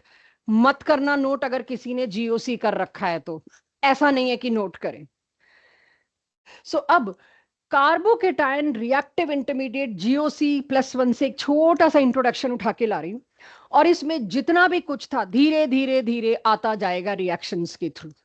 और अगर आपने +1 में कहीं भी पढ़ा है उसके कुछ थोड़े बहुत नोट्स हैं, उसको पढ़ लीजिएगा, थोड़ा फायदा हो जाएगा। अदरवाइज 1 से लेके 100 तक सब कुछ कार्बोकेटाइन स्टेबिलिटी का इसी चैप्टर में आपके सामने आ जाएगा। It is a long chapter. So एक इंटरमीडिएट हमने टॉपिक पढ़ा था जिसमें हमारे पास कौन कौन से इंटरमीडिएट पॉपुलरली आते थे? Carbocation, कार्बो anion, free radical, carbene और नाइट्रीन। ये 4 के 4 पहले 4 आपके एनसीईआरटी सिलेबस ने ही दे देने हैं, तो इसलिए टेंशन मत लीजिएगा, हो जाएगा। तो सबसे पहले मैं पकड़ रही हूं hero of organic chemistry, that is carbocation. Carbocation stability, इस चैप्टर में कार्बो एनायन आना नहीं है, अगले में आना है, तो कार्बो एनायन अगले में पकड़ूंगी। तो कार्बोकेटायन होता क्या है? ऐसा कार्बन जिसपे एक पॉजिटिव चार्ज हो, उसका ऑक्टेट पूरा नहीं है, उसका सिक्सटेट है, उसको कहते हैं कार्बोकेटायन। सिक्सटेट मतलब बॉन्ड ही 3 बने हुए, 3 बॉन्ड बने हुए, और उसके कौन से 3 ऑर्बिटल पार्टिसिपेट कर रहे हैं? एक S और 2 P। तो इसकी हाइब्रिडाइजेशन क्या होगी? sp2। sp2 मतलब 3 ऑर्बिटल की ज्योमेट्री क्या होगी? Planar, trigonal planar. और इस एंगल को मैं क्या एक्सपेक्ट करूं? 120 डिग्रीज। तो ये है carbocation, highly unstable. Right. Intermediate का मतलब क्या होता है? रिएक्शन में रिएक्टेंट और प्रोडक्ट्स के बीच कुछ बनता है फ्रैक्शन ऑफ सेकेंड्स के लिए, कुछ बनता होगा। ये वो कैटेगरी है कि कार्बोकेटायन बनता है कुछ रिएक्शंस में। और इसके इमीडिएट बाद हम पढ़ते हैं कौन सा कार्बोकेटायन थोड़ी देर तक टिक सकता है। टिक तो कोई भी नहीं सकता, दे आर हाईली रिएक्टिव। लेकिन फिर भी इतने हाईली रिएक्टिव स्पीशीज में अगर मैं स्टेबिलिटी कंपेयर करूं कौन सा सबसे ज्यादा स्टेबल, तो ये टिपिकल रटाते हैं +1 के हाइड्रोकार्बन में। Tertiary carbocation is more stable as compared to secondary carbocation is further more stable as compared to primary बनाने की किसी को इच्छा नहीं होती, वो बॉन्ड टूटने को तैयार नहीं होगा जिसमें पता है आगे प्राइमरी कार्बोकेटाइन बनना है। प्राइमरी कार्बोकेटाइन को रोकेगा कौन? छोड़ो, इससे अच्छा है बॉन्ड ही नहीं तोड़ते, क्योंकि प्राइमरी कार्बोकेटाइन में जाने का किसी को लालच नहीं होता। मैं ये पूरी समरी आपको दे रही हूँ, ऐसा हम +1 में पढ़ते हैं। और होता क्या है primary secondary tertiary carbocation? This, ये आपके पास कैटायन, अगेन रेफरेंस क्या है मेरा? कैटायन, कार्बोकैटायन टॉपिक में कार्बन जिस पे पॉजिटिव चार्ज है, वो कार्बन कितने कार्बन से अटैच्ड है फर्दर? 3 से। तो मैं इसको क्या बोलूंगी? Tertiary carbocation. इसको क्या बोलूंगी? Secondary carbocation. इसको क्या बोलूंगी? Primary carbocation. तो ये मेरे कार्बोकैटायंस ऐसे होते हैं देखने में, टर्शरी, सेकेंडरी और प्राइमरी। क्लियर है सबको? अब क्यों, कैसे बताते थे हम टर्शरी कार्बोकैटायन ज्यादा stable as compare to secondary? किस चीज से रीजन आता था? कुछ हेल्प करेंगे? Number of hyperconjugation forms. जिनको लग रहा है ये बात मेरे बिल्कुल समझ नहीं आ रही, they have to connect with us in extra time with faculties, ये चीजें रिवाइज अब कर सकते हैं। मैक्सिमम को हमने करा दी थी। जो नहीं उस टाइम तक आए थे, दे कैन कनेक्ट विद अस, या लेक्चर ले सकते हैं रिकॉर्डेड, या समझ सकते हैं। फिर भी बता दीजिए, इसमें कितनी hyper conjugated forms? 9 hyper conjugated form. किससे गिनते हैं हम? अल्फा। अल्फा किसको कहते हैं? पड़ोसी। इस कार्बन का जस्ट पड़ोसी कार्बन कहलाता है अल्फा कार्बन। कितने अल्फा कार्बन है? 3। लेकिन हाइपर कॉन्जुगेशन के लिए कौन रिस्पॉन्सिबल होता है? पड़ोसी कार्बन पे जुड़ा हुआ हाइड्रोजन। तो अल्फा कार्बन पे जुड़े हुए हाइड्रोजन को कौन सा हाइड्रोजन बोलूंगी? Alpha hydrogen. कुल मिला के 9 अल्फा हाइड्रोजन। 9 अल्फा हाइड्रोजन होने से वो ज्यादा स्टेबल क्यों हो गया था भाई? 9 हाइपर कॉन्जुगेटेड फॉर्म्स बनने से tertiary carbocation is more stable. Assertion correct. Reason क्या दोगे? क्यों भाई? क्या हो गया था? Positive charge dislocate. इसलिए एक बेटर वर्ड यूज करते थे, डीलोकलाइजेशन। पॉजिटिव चार्ज मैक्सिमम जगह पे डीलोकलाइज हो गया, फैल गया पूरे पे, 9 हाइड्रोजन पे बट गया, तो इस पे बचा ही कुछ नहीं। राइट? अच्छा, कार्बोकैटायन इतना हाईली रिएक्टिव क्यों होता है? कोई भी चार्ज स्पीशीज नेचर में स्टेबल हो ही नहीं सकती। सिक्सटेट है इसका, ऑक्टेट पूरा नहीं है। इन दोनों में से कुछ तो बात आएगी ना? यस। चार्जेस यानी जिनका ऑक्टेट पूरा नहीं है, चार्ज तो वहीं आ रहा है, पॉजिटिव चार्ज, तो ये स्टेबल हो ही नहीं सकते। अगर तुम कह रहे हो ये स्टेबल नहीं हो सकते, 9 हाइपर कॉन्जुगेटेड फॉर्म्स में इसकी अनस्टेबिलिटी का जो रीजन है पॉजिटिव चार्ज, वो बट गया, वो कमजोर हो गया। जब पॉजिटिव चार्ज डीलोकलाइज होके 9 हाइड्रोजन पे चला गया, 10वां खुद कार्बन, तो उसकी पुअर स्टेबिलिटी की वजह होती थी ये पॉजिटिव चार्ज। उसके इस दुख दर्द को बाकियों ने बांट लिया और उसको कुछ देर तक स्टेबलाइज कर दिया। You should know the exact reason now. अब नहीं अंधेरे में तीर मार सकते, हाँ हाइपर कॉन्जुगेशन कुछ था, नहीं आया असर्शन रीजन में वो स्टेटमेंट, तो आपको क्लैरिफाई होना चाहिए उस चीज में। अब क्लियर? थोड़ी देर स्पेंड कर ली तो याद रहेगा, बस कोई तरीका था कि थोड़ी देर घुसे इसके अंदर, तो थोड़ी देर। अब ये कुछ नया है, ये ये 11वीं कक्षा में इसकी शक्ल भी नहीं देखी है आपने, ठीक है? तो अब जरा पहले सुनेंगे फिर लिखेंगे पूरा, क्योंकि ये बिल्कुल फ्रेश शुरुआत है, आपने ये रिएक्शंस नहीं देखे हैं। अल्कोहल से एल्काइल हैलाइड कई तरीकों से बनाया जा सकता है, पांचों आज मैं नहीं टच कर पाऊंगी। 5 तरीके तो अल्कोहल से ही हैं, आप एल्काइल हैलाइड बना लेंगे। तो सबसे पहले तो मेरे को समझना है अल्कोहल क्या होता है। तो अल्कोहल से मेथड ए लेके आ रही हूं मैं, कुल मिला के 5 हैं। अल्कोहल होता है ROH। OH functional group carbon के साथ जुड़ा है, मतलब अल्कोहल है। उससे मेरे को क्या बनाना है? RX। वेरी सिंपल, X से सब्स्टिट्यूट कर दो इसको। अब X के ऊपर मैंने नेगेटिव चार्ज लगाया है, हैलाइड, तो कहीं से भी तुम फ्लोराइड, ब्रोमाइड, क्लोराइड, आयोडाइड उठा के ले आओ और अल्कोहल के सामने उसकी मुलाकात करवा दो। ये गुड न्यूक्लियोफाइल है, राइट? ये अच्छा लिविंग ग्रुप है, क्योंकि बाहर इसको वाटर बनता दिख रहा होता है। This is what we are, ये है मेरा लेसन नंबर 2 वॉल्यूम 2 का एल्कोहल्स। ये है मेरा लेसन नंबर 1 एल्काइल हैलाइड। इस चैप्टर में इसके नजरिए से पढ़ेंगे, सेम रिएक्शन अगले चैप्टर में आएगा, इसके नजरिए से पढ़ेंगे। तो कुछ सवालों के जवाब मैं नहीं दे पाऊंगी क्योंकि वो अगले चैप्टर में होगा, और अगले चैप्टर में रिएक्शंस ऑफ अल्कोहल में आएगा सेम। तो इस नजरिए से हम पढ़ेंगे इसको। तो थोड़ा सा भी अल्काइल लाइट पे फोकस करते हैं। हेलाइड आयन कहीं से भी ले आओ, HI, HBr, HCl, KI, NaI, कहीं से भी तुम क्लोराइड, फ्लोराइड, ब्रोमाइड, आयोडाइड, यही है 5 तरीके। हेलाइड लाने के सोर्स बदल जाएंगे बस। कहीं से भी हेलाइड मिलता ले आओ, OH को बड़े आराम से ये हेलाइड, बड़े आराम से या थोड़ी मेहनत करके सब्स्टिट्यूट कर देगा और बन गया मेरे पास एल्काइल हेलाइड। अब बस वो तरीके ढूंढने हैं। तो पहला तरीका मेरे पास है, मैं ले आती हूँ हेलोजन एसिड। हेलोजन एसिड क्या है? HCl, HBr, HI। कहीं भी फ्लोराइड आप मेरे से पूछे बिना नहीं बनाएंगे। फ्लोराइड बनाना इतना आसान नहीं है, जब तक हम फ्लोराइड बनाने का मेथड ना दें। आखिरी चैप्टर का आखिरी रिएक्शन है इस साल ऑर्गेनिक का, जहां आप बेंजीन पे फ्लोरीन लगाओगे।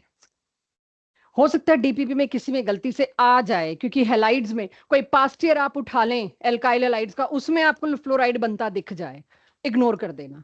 लास्ट चैप्टर का लास्ट पेज पे बता रखा है मेरे को, अगर तुमको बेंजीन रिंग पे फ्लोरीन लगाना है, किसी जगह पे फ्लोरीन लगाना है, तो कैसे लगाओ। मेरे से बात किए बिना आप फ्लोराइड नहीं बनाएंगे, ठीक है। चलिए, HCl, HBr, HI उठा लाए, क्या प्रॉब्लम है ना इसमें हेलाइड। ये हेलाइड जाएगा एल्कोहल पे और कर देगा काम। तो देखते हैं कैसे। सबसे पहला काम तो मेरे को ये तोड़ के उसकी जगह Cl पहुंचाना है। इस सारे काम के लिए मेरे को दो चीजें लगी। एक तो लगा एनहाइड्रस ZnCl2, कुछ कुछ एनहाइड्रस AlCl3 याद आ रहा होगा, फ्रीडल क्राफ्ट, हर चैप्टर में आएगा दोबारा फ्रीडल क्राफ्ट, वो सारा आपका हम हाइड्रोकार्बन के बेसिस पे चलेंगे। एनीवेज, एनहाइड्रस ZnCl2 लिया, कुछ तो किया है इसने, बाद में बात करेंगे। कैटलिस्ट है ये, सपोर्टर है ये, इसने आके करवा दिया ये काम, और मेरा आउटपुट क्या आया? What I was wishing for is alkyl halide, बन गया एल्काइल क्लोराइड। तो इस प्रोसेस को एज नेम हम ग्रूव्स प्रोसेस जानते हैं। ये नाम एनसीईआरटी में नहीं दिया, लेकिन ये रिएक्शन बहुत बड़ा डिटेल दिया है, बट नाम मेरे को जेई नीट में एक्सपेक्टेड है, मेरे से पूछा जा सकता है। तो अभी अगर हम सुन रहे हैं, लिखने में ज्यादा बिजी ना हो तो सुन लीजिए पहले। अब इस रिएक्शन के बारे में बात करते हैं, हुआ क्या, कैसे, मतलब सब कुछ। तो क्या मैं सेम चीज HCl वाली HBr के साथ कर सकती हूँ? यस। HI के साथ कर सकती हूँ? यस। क्या आउटपुट सेम आएगा? Yes.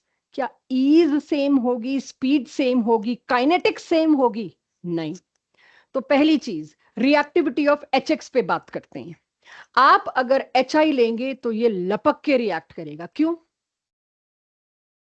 Size compatibility. Iodine, again एक ही बात बोल के मैं भी थक गई हूं। आयोडीन है फुटबॉल और हाइड्रोजन है टेबल टेनिस की बॉल, उन दोनों के बीच में बॉन्ड बना रखा है। साइज इनकम्पैटिबिलिटी इतनी ज्यादा है कि HI को तो उल्टा रोकना पड़ता है, भाई बन के 5 मिनट रुक ले, ये रिएक्शन में नहीं रुक पाता। मुझे कुछ ऐसा तामझाम करना पड़ेगा आगे आने वाली ऑर्गेनिक में कि HI को रोको। ये तुरंत के तुरंत रिएक्ट कर रहा है किसी और से, और कुछ का कुछ हो रहा है। तो ये HI तो रोकना मुश्किल है। ईज ऑफ रिएक्टिविटी इसकी सबसे ज्यादा, इसकी सबसे कम। HF को मैं लोड ही नहीं ले रही, मुझे पता है HF इस रिएक्शन में जाना ही नहीं। तो ठीक है, यानी कि मैं HX दूंगी, तो मुझे अगर आउटपुट बहुत फास्ट चाहिए तो मैं HI बनाना चाहूंगी। लेकिन सामने वाला कह रहा है बनाना ही HCl, मतलब बनाना ही क्लोरो है, तो आपको फिर HCl लेना पड़ेगा। You are not free to choose. So primary alcohol लिया, HX दिया। अब मैं क्या समझा रही हूं, आपने 11th में बिल्कुल नहीं किया, इसके आजू बाजू की चीज भी नहीं की है। अब मैं आपको बता रही हूँ मैकेनिज्म, ये होता कैसे होगा। पहले बॉन्ड टूटता होगा, या पहले नया बॉन्ड बनना शुरू होता है, फिर पुराना टूटता है, वगैरह वगैरह। तो इसका मैकेनिज्म अगर मैं समझूं और आप सब लोग देख पा रहे हूं, तो सबसे पहली चीज, मैंने प्राइमरी अल्कोहल लिया है। प्राइमरी अल्कोहल में अब मैंने ऑक्सीजन को कुछ दिखा दिया है। क्या है ऑक्सीजन पे? दो दो लोन पेयर्स। अब ये दो दो लोन पेयर्स है, मतलब ये एक न्यूक्लियोफिलिक सोर्स है। जस्ट रिमेंबर, न्यूक्लियोफाइल किसको कहते थे? हर वो चीज जिसपे N फॉर N याद कराती हूं मैं, न्यूक्लियोफाइल नेगेटिव। हर वो चीज जिसपे नेगेटिव चार्ज है या इलेक्ट्रॉन रिच है, नेगेटिव चार्ज की फील है समझ लीजिए, वो न्यूक्लियोफाइल बिहेव कर सकता है। Nucleophilic centre, nucleus loving, nucleophile philic. तो वो न्यूक्लियस लविंग है। क्यों न्यूक्लियस लविंग है? न्यूक्लियस पॉजिटिवली चार्ज और हम नेगेटिवली चार्ज। तो यहां से अब एक चीज दिख रही है इस पूरे में। और केमिकल बॉन्डिंग जब +1 का हम करते हैं उस वक्त ये बात करते हैं इसमें सबसे पोलर बॉन्ड कौन सा है, वो ही इजीली ब्रेकेबल होगा। ये इंफॉर्मेशन मेरे को अब चाहिए होगी आपसे। OH बॉन्ड सबसे पोलर है, बाकी C और H में तो कोई इलेक्ट्रोनेगेटिव डिफरेंस ही नहीं है। कौन सा सबसे लेबाइल बॉन्ड, कौन सा सबसे वीक बॉन्ड जो पोलर? क्यों भाई? पहले ही बंटवारा कर रखा है।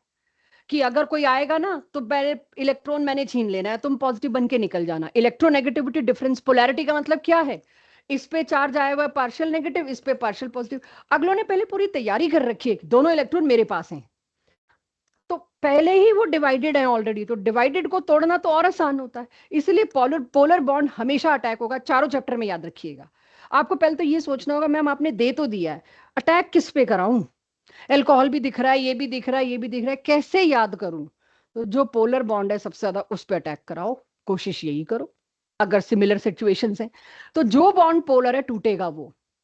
कार्बन और हाइड्रोजन के बीच का बॉन्ड तोड़ना आसान नहीं है, free radical mechanism H new लाना पड़ता है उसके लिए लास्ट ईयर, वो एमई लैब में नहीं होता, उस पर तो पूरी यूवी लाइट डालनी पड़ती है मुझको। तो सी और सी बॉन्ड तोड़ना is big deal, catenation very successful thing, तो उसको नहीं तोड़ सकते इतना इजीली। और एच बॉन्ड टूटने को तैयार बैठा है क्योंकि मेरे पास पोलैरिटी है, हमारे बीच में डिफरेंसेस हैं, हम ओ और एच आपस में नहीं सेटल्ड हैं, ओ ने खींच रखे हैं सब कुछ इलेक्ट्रॉन्स। तो अब आपने एच एक्स दिया, ओ को क्या चीज दिख रही है, एच पॉजिटिव। और एच पॉजिटिव को क्या दिख रहा है, एक हाईली न्यूक्लियोफिलिक सेंटर, वो यहां पर इलेक्ट्रोनेगेटिविटी डिफरेंस से निभा नहीं पा रहा है। तो होगा क्या, ये H प्लस किसकी तरफ अट्रैक्ट होगा, ऑक्सीजन, जो कि पावरफुल न्यूक्लियोफिलिक सेंटर है, पहुंच गया उसके पास। X नेगेटिव खुला। अब X नेगेटिव बनते ही इसको क्या चाहिए, मेरा चार्ज न्यूट्रलाइज करो, ले तो लिया। इसके बाद दूसरा दर्द इसको है, ऑक्सीजन को बुला तो लिया, लेकिन oxygen highly electronegative species. Again ये आप पढ़ते हो, कोई भी नेगेटिव स्पीशीज पॉजिटिव चार्ज लेके हैप्पी नहीं है। रेजोनेंस में हम ये चीज पढ़ते थे कि वो सारे स्ट्रक्चर फेल कर देना बच्चों जिसमें नाइट्रोजन पे पॉजिटिव चार्ज हो, ऑक्सीजन पे पॉजिटिव चार्ज हो, फ्लोरीन पे पॉजिटिव चार्ज हो। ये खुश नहीं है पॉजिटिव चार्ज से, क्योंकि मेरा बेसिक नेचर तो नेगेटिव होने का था, इलेक्ट्रॉन खींचने का था, अब मेरे पे पॉजिटिव चार्ज कैसे आ गया। इस वजह से सबसे बढ़िया काम, और दूसरा एक और फैक्टर, इसको दिख रहा है मैं वाटर बना के ना चला जाऊं बाहर, H2O, इसको कहते हैं वेरी गुड लिविंग ग्रुप। इसको दिख रहा है मैं बाहर निकल गया तो नेचर की one of the most stable चीज में कन्वर्ट होने वाला हूं, दैट इज वाटर। इतना अच्छा लिविंग ग्रुप है कि ये एकदम से वाटर बन के निकला, ये अभी पड़ा हुआ है, इसको कुछ नहीं सूझा अभी क्या करूं। उससे पहले water being very good leaving group, oxygen being not able to बर्दाश्त करो ये पॉजिटिव चार्ज, वो फटाफट निकल के वाटर बना के टेंशन फ्री। उसके चक्कर में इसका क्या हुआ, जब वाटर बाहर निकला तो अपना बॉन्ड लेके निकला कार्बन और ऑक्सीजन के बीच का। जब वाटर बाहर निकला वो पूरा ये बॉन्ड लेके निकला, तो इस सी पे क्या होगा, पॉजिटिव चार्ज, क्या बना, कार्बोकैटायन। तो आज तो इसी कैटेगरी पे ही जाएगा पूरा दिन, मतलब आज तो मैं अल्कोहल की पांचों भी नहीं करा पाऊंगी। सो क्या बन गया बच्चों, कार्बोकैटायन, हाईली रिएक्टिव इंटरमीडिएट। आसपास ढूंढेगा कौन मिलेगा, पहले से खड़ा है ये तो, and I get CH3 CH2X। ऐसे एल्काइल हैलाइड बनता है। तो अल्कोहल से कभी भी एल्काइल हैलाइड बनाएंगे, कभी डायरेक्ट नहीं बनाएंगे। आप क्या बोलेंगे, अल्कोहल से एल्काइल हैलाइड बनता है, सब्स्टिट्यूशन से बनता है, वाया कार्बोकैटायन बनता है। Clear everyone. अभी ये स्लाइड पूरी करूंगी तब नोट करेंगे, उससे पहले नहीं, फ्लो बना हुआ है, मुझे 2-3 चीजें और एक्सप्लॉइट करने दीजिएगा। HI के वीक बॉन्ड इजीली टूट जाते हैं। अब आपको ईज भी पता चली गई, HI का वीक बॉन्ड बहुत जल्दी टूटता है, इसलिए H प्लस जल्दी उससे रिलीज हो गया और I नेगेटिव जल्दी बन गया। तो ईज ऑफ रिएक्टिविटी की मैं बात नहीं कर रही, वो तो कर ली, लेकिन एक बात लिखी है, उसकी वजह से ये 3 बने। अगेन दूसरे तरीके से बात करते हैं, क्यों आयोडाइड, देखिए बॉन्ड टूटने तक ईज थी, HI की ईज इसीलिए ज्यादा थी क्योंकि बॉन्ड जल्दी टूट गया, हाँ, लेकिन क्या कोई और फैक्टर भी था, ये मैं असर्शन, रीजन और मल्टीपल करेक्ट में मारी जाऊंगी अगर नहीं आएगा।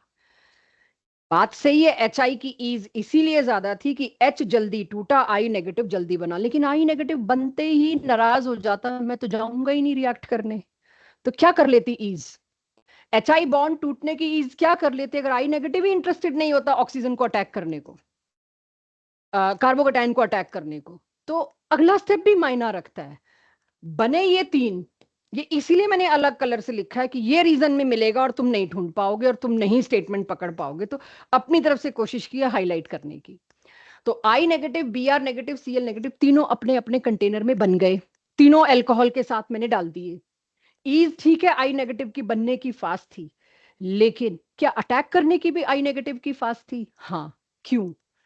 ये इस नेगेटिव चार्ज से खास प्यार मोहब्बत नहीं करता भाई, ये इलेक्ट्रोनेगेटिव नहीं है। इलेक्ट्रोनेगेटिव चीज क्या करती है?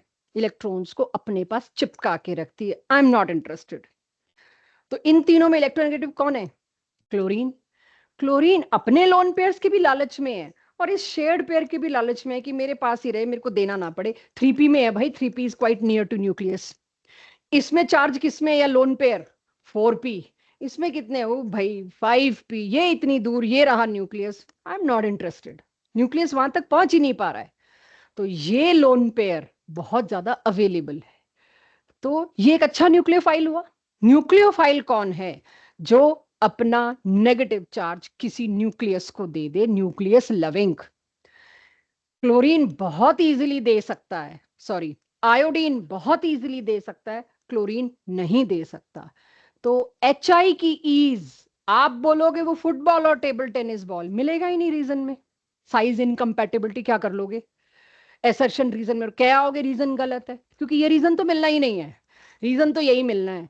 HI की ईज ज्यादा इसीलिए क्योंकि I negative is a good nucleophile. I negative बन गया, उसके बाद वो इतना अच्छा न्यूक्लियोफाइल था कि उससे रखा ही नहीं गया अपना नेगेटिव चार्ज, तड़ाक से पहुंच गया कार्बोकेटाइन के पास कि जुड़ जाओ भाई। This is how we deal nucleophilicity order. तो न्यूक्लियोफिलिसिटी का ऑर्डर आज के बाद आपको पता रहे। अब मैं हजारों नेगेटिव चीजें उठा के ले आऊंगी, आपसे पूछूंगी कौन सा अच्छा न्यूक्लियोफाइल जिसकी इलेक्ट्रोनेगेटिविटी सबसे कम है, वो अपना इलेक्ट्रॉन पेयर सबसे पहले कार्बोकेटाइन को दे देगा, रखो वो अच्छा न्यूक्लियोफाइल। इस पहली स्लाइड को बिना कुछ छोड़े नोट करिए और थोड़ा गैप छोड़ेंगे, कुछ चीजें आपको भी इसके प्रिडिक्ट द प्रोडक्ट कराऊंगी, उस वक्त मिलेंगी कि मैम ये तो यहां मेंशन ही नहीं किया आपने, आपको खुद मेंशन करनी होगी। हर रिएक्शन के एंड में आप थोड़ी जगह छोड़ेंगे, कुछ सेकंड चैप्टर में पता चलेगा, वो आपको शायद लौट के यहां लिखना पड़े, तो गुंजाइश छोड़िएगा। इसी को कंटिन्यू करते हैं। अभी तो मैंने सिर्फ इतनी बात करी जो हेलोजन एसिड ला रही थी उसके बारे में, कि HI लाऊं, HCl लाऊं, HBr लाऊं तो क्या फर्क होगा। HI में ईज फास्ट होगा, रेट फास्ट होगा, राइट। इसका ऑर्डर बात करेंगे, बाद में आएगा थोड़े टाइम बाद, कि इसके काइनेटिक्स क्या है, फर्स्ट ऑर्डर है, सेकंड ऑर्डर है, वो सारी बातें बाद में आएंगी। बट अभी इतना पता चल जाना चाहिए, अगर फास्ट देखना है मेरे को तो कौन मिलेगा इसमें? HI वाला केस। और उसकी वजह HI का बॉन्ड जल्दी टूटना नहीं है, उसकी वजह आयोडाइड का अच्छा न्यूक्लियोफाइल होना है। ठीक है, चलिए अब सेम काम अब मैं HBr के साथ करके देखूं। तो HBr के साथ भाई आपको ये बताया गया कहीं से भी हेलाइड ले आओ, HCl, HBr, HI कुछ भी ले आओ, हेलाइड तो आ ही रहा है। HBr के लिए मैंने ना H2SO4 रिफ्लक्स किया। इट्स एक कंडीशन है लैब में जो दी जाती है, सल्फ्यूरिक एसिड के साथ बार बार बहुत स्ट्रांगली रिफ्लक्स करते हैं। उससे क्या हुआ? वही जो एक्सपेक्टेड था, OH हटा, Br लग गया। इसके बाद क्या ये कर सकते हैं KI ले आए? आयोडाइड का सोर्स है, क्योंकि पहले ही बोल दिया आयोडाइड ले आओ, ब्रोमाइड ले आओ, हेलाइड कोई भी ले आओ। तो अगर आप KI लाए अल्कोहल के साथ और मैं कह रही हूं बस तुम्हें आयोडाइड ही लाना था, और आयोडाइड के साथ तो हम जानते हैं रिएक्शन की ईज भी बहुत ज्यादा है क्योंकि अच्छा न्यूक्लियोफाइल है, और वो जो देना था दिया मैंने, साथ में कुछ कंडीशंस तो देखो देनी पड़ रही है बॉन्ड तोड़ने की शुरुआत करने के लिए, उस पर भी अगली स्लाइड पे बात होगी। इसमें रिएक्शन नहीं हुआ वो जो मैं एक्सपेक्ट कर रही थी, एल्काइल हेलाइड बना नहीं। आप कह रहे हो कोई भी हेलाइड ले आओ, सामने अल्कोहल, OH हटेगा और हेलाइड लग जाएगा। लेकिन अगर मैं यहां पर KI लाई तो H2SO4 से काम चला नहीं। तो क्या पता ही रिएक्शन ही ना होता हो, गलत दे दी कंडीशन। तो फिर मैंने सोचा करके देखते हैं भाई। मैंने अब के KI के साथ H2SO4 की जगह H3PO4 कैटलिस्ट देते हैं ना कुछ, या एसिड देते हैं रिएक्शन कंडीशंस में, H3PO4 दिया तो हो गया। यानी गलती KI की तो कुछ नहीं थी। KI मैं इथेनॉल के साथ ला रही हूं, इसमें भी KI मैं इथेनॉल के साथ ला रही हूं।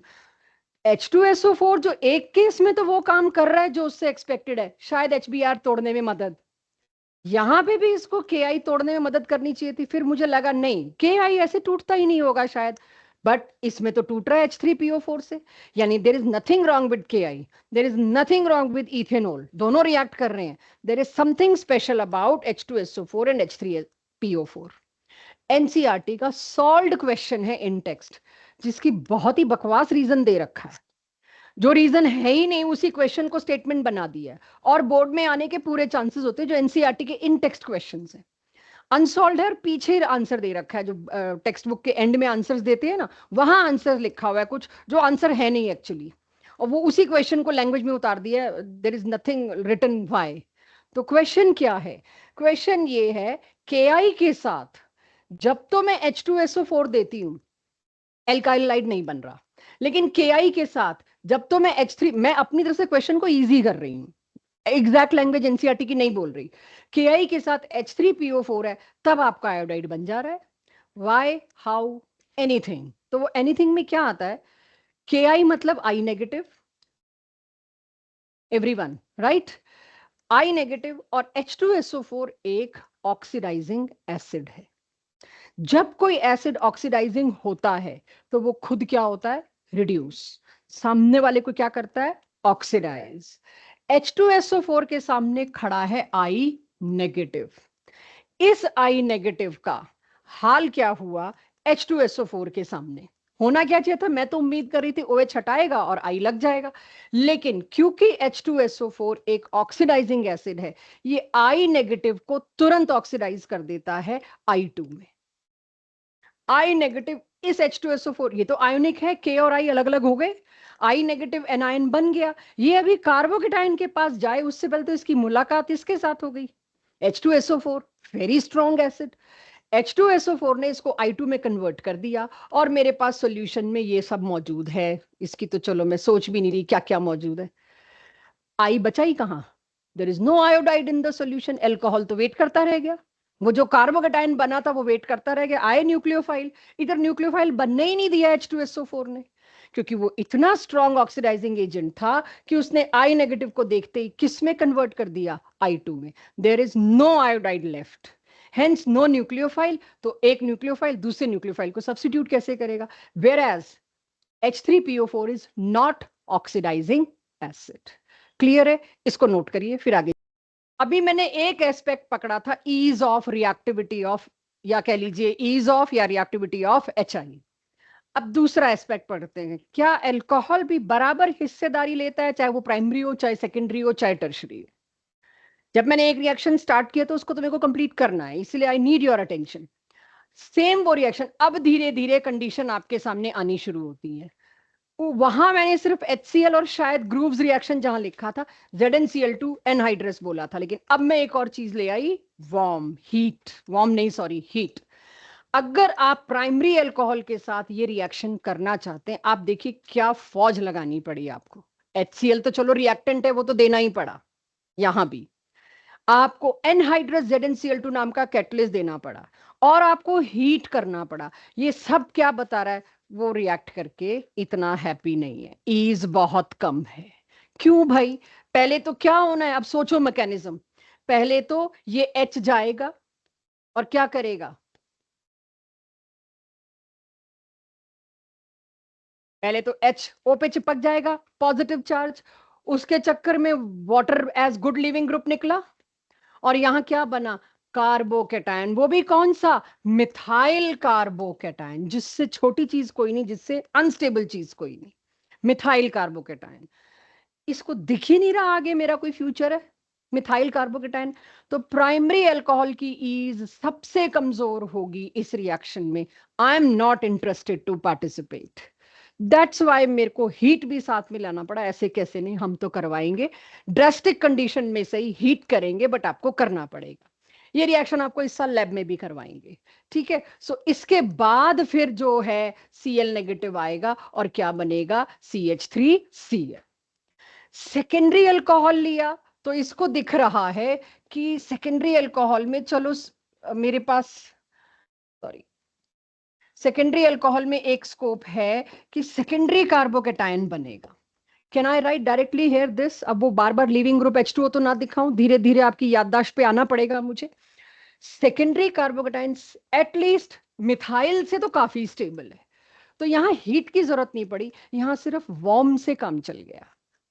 कैटलिस्ट तो देना ही पड़ा, यहाँ हीट नहीं देनी पड़ी, थोड़ी सी धमकी से काम चल गया और मेरे पास ये एल्काइल हैलाइड या हेलो एल्केन बन के तैयार। टर्शरी में इसने कहा हीट छोड़ो, तुम मेरे को ZnCl2 भी मत दो। ना मेरे को यहाँ हीट करना पड़ा, ना मेरे को यहाँ कैटलिस्ट देना पड़ा, मुझे सिर्फ यहाँ पर एक काम करना पड़ा, वार्म और HCl, क्योंकि अगला खुद बहुत राजी है बॉन्ड तोड़ने में, उसको जरूरत ही नहीं है एनहाइड्रस ZnCl2 की भी। Although to get good yield, to save our time, हम ZnCl2 देते हैं। कल को कहीं यहाँ ZnCl2 देना पड़े तो लिखा हुआ कहीं मिले तो फैल मत जाना, ZnCl2 मिल सकता है बहुत इजीली, बहुत अच्छी यील्ड आएगी। क्यों? कार्बोकेटाइन टर्शरी में थोड़ी दिक्कत कम है बनने में, वो बहुत इत्मीनान से बन गया और सामने Cl लग गया। तो फास्टेस्ट ये होगा, आपको ये समझ आना चाहिए अब कि मैंने कार्बोकेटाइन भी हटा दिया कि धीरे धीरे आपको बनाना आना चाहिए। ये जो एल्काइल हैलाइड्स हैं, एनी गैस ये वाटर में सॉल्युबल होंगे? जस्ट किसी भी तरीके से सोच के बताओ। मिथाइल या ये जो मैंने बनाए isopropyl chloride, are they water soluble? Alcohol तो वाटर सॉल्युबल होते हैं क्योंकि हाइड्रोजन बॉन्डिंग होती है, पोलर तो है, लेकिन वाटर में सॉल्युबिलिटी के लिए पोलर किस दिन से सफिशिएंट कंडीशन हो गई? या तो आयोनिक हो, लाइक डिसॉल्व्स लाइक, या हाइड्रोजन बॉन्डिंग हो। इन दो के अलावा कोई तीसरी कंडीशन आती ही नहीं। वाटर में सॉल्युबिलिटी होने के लिए दो शर्तें हैं, या तो भाई चीज आयोनिक हो, पूरे पूरे चार्जेस हो, डाइलेक्ट्रिक कांस्टेंट है आपके पास, आयोनिक इसमें रेडिली सॉल्युबल हो जाते हैं, और दूसरी हाइड्रोजन बॉन्डिंग। यहां मुझे दोनों ही नहीं दिखाई दे रही। और सॉल्यूशन चैप्टर में आप हाइड्रोजन बॉन्डिंग पढ़ के आए हो ठीक ठाक, जब हमने डेविएशंस करी थी कि क्यों इसमें पॉजिटिव डेविएशन है, क्यों नेगेटिव डेविएशन है, सारे ऑर्गेनिक केमिस्ट्री के तो फिनोल एंड ऑल सारे लिए थे वहां मैंने।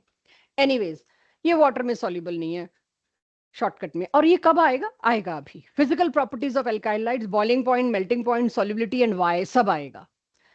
अभी इतना पता होना चाहिए, ये वाटर में सॉल्युबल है नहीं, रेडिली सॉल्युबल नहीं है, बहुत मामूली से थोड़े बहुत सॉल्युबल हुए, वो भी हल्की सी पोलैरिटी की वजह से तो है। जब कोई चीज वाटर में सॉल्युबल नहीं है, और खासकर एल्काइलाइड, ये एक बड़ा कर्डी मास बना लेते हैं टेस्ट ट्यूब में। आप सोचिए टेस्ट ट्यूब में आप मीथेनॉल या इथेनॉल की ट्रांसपेरेंट सोल्यूशन डाल रहे हैं और उसके अंदर ZnCl2 एनहाइड्रस और HCl डाल रहे हैं। तो ये दोनों चीज डालते ही जैसे ही आप टेस्ट ट्यूब को शेक करते हो, सारी कंडीशन हीट वीट सब देते हो, एकदम से टेस्ट ट्यूब में दही की तरह दिखने वाला मास आ जाता है, नॉट क्लियर प्रेसिपिटेट, कर्डी मास उसी को कहते हैं। और उन टेस्ट ट्यूब को खाली करना में इतना दिक्कत होता है कि हमें तेज प्रेशर के टैप के नीचे रखना पड़ता है, अदरवाइज वो कर्डी मास फंस जाता है, निकलता ही नहीं है टेस्ट ट्यूब से। टर्बिडिटी कहते हैं उसको, टर्बिड हो जाना। तो जैसे ही आपने ये काम किया, आपके पास टेस्ट ट्यूब में टर्बिड मास एकदम से आ जाएगा और आपकी अनएडेड आई को बड़ा क्लियरली दिख जाएगा और आप बता दोगे। क्या बता दोगे? ये है डिस्टिंग्विश टेस्ट। तो अगर मेरे को इसमें कोई कहे कि ये लैब में परफॉर्म करना है, इस साल आपका सिलेबस मेरे हिसाब से अलाउ करेगा। प्राइमरी, सेकेंडरी, टर्शरी, 3 अल्कोहल 3 अलग अलग टेस्ट ट्यूब में दे दिए, तीनों ट्रांसपेरेंट। पता लगाओ किसमें कौन सा अल्कोहल है। तो मैं क्या करूंगी, तीनों अल्कोहल्स टेस्ट ट्यूब में बराबर बराबर नाप के रख लिए। तीनों में क्या डालूंगी? एनहाइड्रस ZnCl2 और HCl, और जितना हीट करना है तीनों को बराबर हीट करूंगी। Know thing should be taken for granted. मुझे नहीं पता किस में टर्शरी है, मैं क्यों वार्म करूं किसी एक टेस्ट ट्यूब को, आई एम नॉट अवेयर ऑफ। जैसे ये टेस्ट परफॉर्म किया, डालते ही HCl, टर्बिडिटी अपीयर इमीडिएटली, तुरंत टेस्ट ट्यूब के अंदर व्हाइट कर्डी टर्बिड मास बन जाएगा। तो मैं क्या बोलूंगी, इस टेस्ट ट्यूब में कौन था? पक्का टर्शरी अल्कोहल। फिर इस वाले में, सेकेंडरी अल्कोहल में 5 से 10 मिनट लगते हैं, तभी हमें वेट करना पड़ता है, शेक करना पड़ता है, थोड़ी देर छोड़ना पड़ता है। 5 से 10 मिनट बाद इसमें टर्बिडिटी आ जाएगी। तो फिर उसके ऊपर क्या लेबल चिपका के दूंगी? इसमें पक्का सेकेंडरी अल्कोहल था। और क्या मुझे इसका वेट करना चाहिए 2 घंटे बाद आए? कोई जरूरत नहीं है। जब पता है कि प्राइमरी, सेकेंडरी, टर्शरी है, तो अपने आप इसके अंदर क्या होगा? प्राइमरी। और अक्सर किताबें बताती हैं इसमें टर्बिडिटी आती ही नहीं, राइट? इसमें नो टर्बिडिटी अपीयर्स, क्योंकि रिएक्शन इस तरह से हो ही नहीं पाया। नो भी क्यों लिख देते हैं? हाँ, 4 घंटे बाद आ गई तो वो नो के बराबर ही है। 5 से 10 मिनट के आगे अगर आप 100 मिनट से भी ऊपर टाइम ले रहे हैं तो वो नो के बराबर है। No turbidity, turbidity in 5 to 10 minutes, and immediate turbidity. ये लैब में एक टेस्ट है जो अगले चैप्टर में आएगा, ल्यूकास टेस्ट, लेकिन एनसीईआरटी, स्कूल पेपर्स और हम इसी चैप्टर में डालेंगे। तो इस टेस्ट को फेमसली जाना जाएगा ल्यूकास टेस्ट से, साइंटिस्ट ल्यूकास के नाम पे। और ये रिएजेंट क्या कहलाता है? Lucas reagent. करिए, रोल ऑफ ZnCl2 क्या है? This is last slide for today, ठीक है, इसको करके जाएंगे। रोल ऑफ ZnCl2 क्या है? किसी ने पूछा भी था मुझसे। आपको पता है ये बॉन्ड तो टूटना ही है, ठीक है। इस बॉन्ड को तोड़ना, it should be a very smooth process, या इसको एनकरेज करने के लिए कि बॉन्ड टूटे, ठीक है, वो टूट भी रहा है, ऐसी बात नहीं है, लेकिन और एनकरेज करना कि ये टूटे, उस चीज के लिए मेरे को थोड़ा सा हेल्प लेनी पड़ी किसी बाहर वाले से, that is catalyst anhydrous ZnCl2। अब ZnCl2 क्या करेगा? जिंक है, इसके पास वेकेंट ऑर्बिटल्स हैं। मैं ये नहीं कह रही कि अंदर वाले डी वेकेंट है। अब आपको पता है जिंक 2+ के पास अंदर वाले डी वेकेंट नहीं है, लेकिन आगे sp वेकेंट खड़े हैं इसके पास। इसके पास वेकेंट ऑर्बिटल्स हैं जो कि it coordinate with oxygen lone pair. ये क्या करेगा? अल्कोहल के ऑक्सीजन के लोन पेयर को अपने पास बुला लेगा। मेरे पास जगह, आप जानते हैं water is a ligand, hydroxo भी लीगेंड देखा है आपने, ऑक्सीजन भी लीगेंड देखा है, लीगेंड ये सारे हैं। तो ये क्या करेगा? इस O को उलझा लेगा, मेरे पास आ जाओ बॉन्ड बनाने, कोऑर्डिनेट बॉन्ड। जब ये O उधर बॉन्ड बनाने जाएगा तो इस पे क्या चार्ज आएगा? प्लस। तो फिर इसको दिक्कत होगी ना, तोड़ेगा ये बॉन्ड। मेरा तो पर्पस ही CO बॉन्ड को तोड़ना है। अल्कोहल में अगर आप देखें तो we are breaking CO bond. CO bond को तोड़ने में एनहाइड्रस ZnCl2O को लेके चला जाता है ताकि C और O का बॉन्ड इजीली क्लीव हो सके। सिर्फ ये रोल है। अगर ये रोल मुझे समझ आ गया हो, complete the following reaction, give me correct answer and go.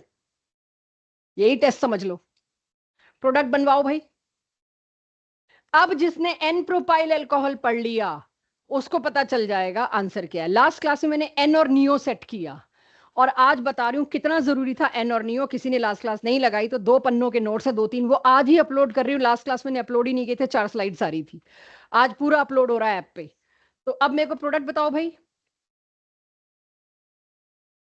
CH3, आगे CH2, CH2, चेक। इफ आई से गलत है, आपकी कोई गलती नहीं है, बट इफ आई से गलत है, गलती ढूंढ सकते हो। Anyone from online? क्यों कुणाल, अविनाश? यस, बीच वाले पे आएगा। क्यों? मैकेनिज्म से सोचे बिना जिस दिन तुमने आंसर दिया, ऑर्गेनिक छोड़ के ही चले जाना, फायदा है नहीं।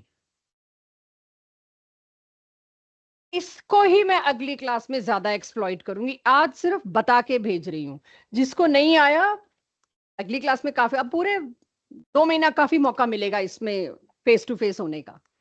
अगर मैं ये नहीं सोच पाई इसमें कार्बोकेटायन कौन सा बना, मैं इतने आसान क्वेश्चन का आंसर नहीं दे सकती। पहले मेरे को मैकेनिज्म इंटरमीडिएट के थ्रू जाना पड़ेगा वाया।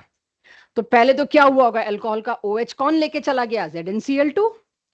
ये जितनी बार सोचोगे ZnCl2 लेके चला गया, उतनी बार आपको स्ट्रेस कम होगा कि रोल ऑफ ZnCl2 क्या था। देखें नहीं, इतनी बार बोलो हर रिएक्शन में ZnCl2 किसको लेके चला गया? OH को। पीछे क्या बचा? कार्बोकेटाइन। कौन सा carbocation? Primary carbocation. Primary carbocation बहुत ही अनस्टेबल है, ये अपने आसपास ढूंढेगा। कोई चांस है सेकेंडरी बनने का? कोई चांस है टर्शरी बनने का? ये अपने आसपास ढूंढेगा। एंड ये एनसीईआरटी के लेवल के क्वेश्चंस हैं, ये मत सोचना शिफ्ट्स तो हमें करनी ही नहीं है। तो एक H मैंने ऐसे जरा ओपन करके बना दिया। ये कार्बोकेटाइन क्या कहेगा? मेरे को तो अपने चार्ज से मुक्त करो। पड़ोसी कार्बन कहेगा चलो ठीक है, फैमिली तो है ही, सारे अनस्टेबल हो रहे हैं, हाइड्राइड ले जाओ। H with bond, H with negative charge. Bond क्या होता है? 2 इलेक्ट्रॉन, एक अपना एक मांगा हुआ। तो H पे क्या चार्ज आया? Negative. H with negative charge will go to this. इसको क्या बोलते हैं बच्चों? Hydride shift.